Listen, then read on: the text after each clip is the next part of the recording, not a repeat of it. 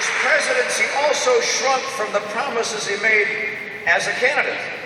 He promised that his would be a post-partisan presidency. But we've watched him over these last 4 years, and he's been divisive and demonized almost any group that opposed him. He also promised that he would cut the deficit in half. Instead, he doubled it. And you know, I know he says he wants to do something to help the budget, but I've learned that in order to balance a budget, it helps to have actually had a budget. To start with a budget.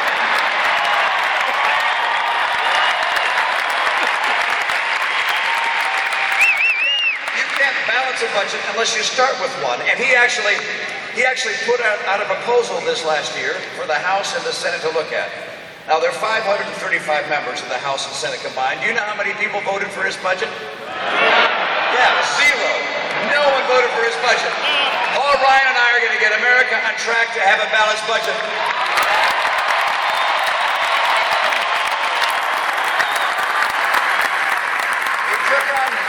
He took on, during his campaign, another big promise. He said he would save Medicare. He'd preserve it and protect it and save it from pending insolvency.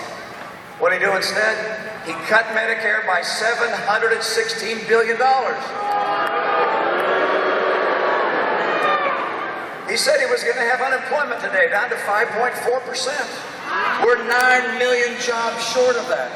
And he has no plan to get this economy going again to put Americans to work. You notice there's some numbers he doesn't speak about. He doesn't use the number 47. That happens to be how many million people are on food stamps today. 15 million more than when he took office. He doesn't use the number 23 million. That's the number of people who are struggling to find a good job in this country. The president doesn't have a plan. He's out of ideas. He's out of excuses. And this November, Florida's going to make sure we put him out of office. Yeah!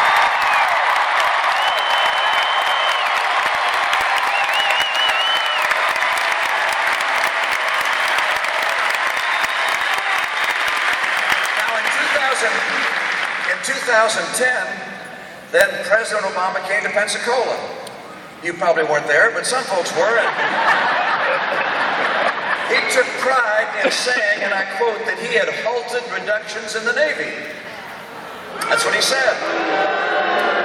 But today he again has shrunk to a smaller version of the Navy and his view of the Navy's role. You may recall in our most recent debate, I made the point that our Navy is now smaller than any time, in almost 100 years. And the president's response was, we don't use bayonets and horses anymore. And in fact, we do use bayonets.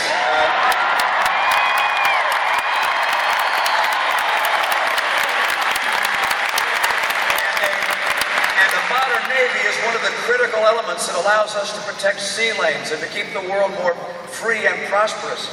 I believe in a modern Navy. That's why my plan is to increase the number of ships that we're building.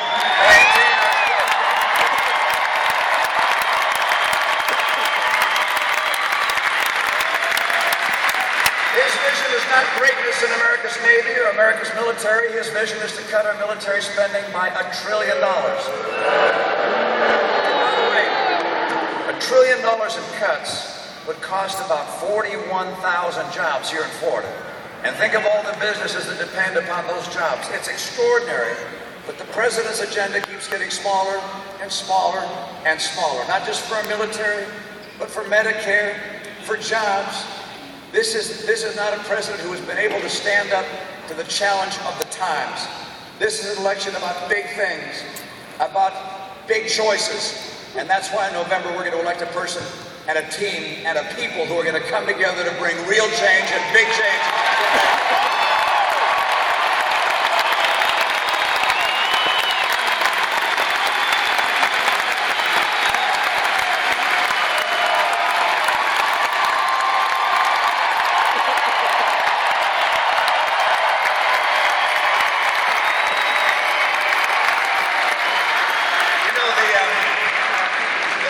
The supporters of the presidents have this chant. They do 4 more years, 4 more years. I like what I heard a moment ago with Marco Rubio. I like 10 more days.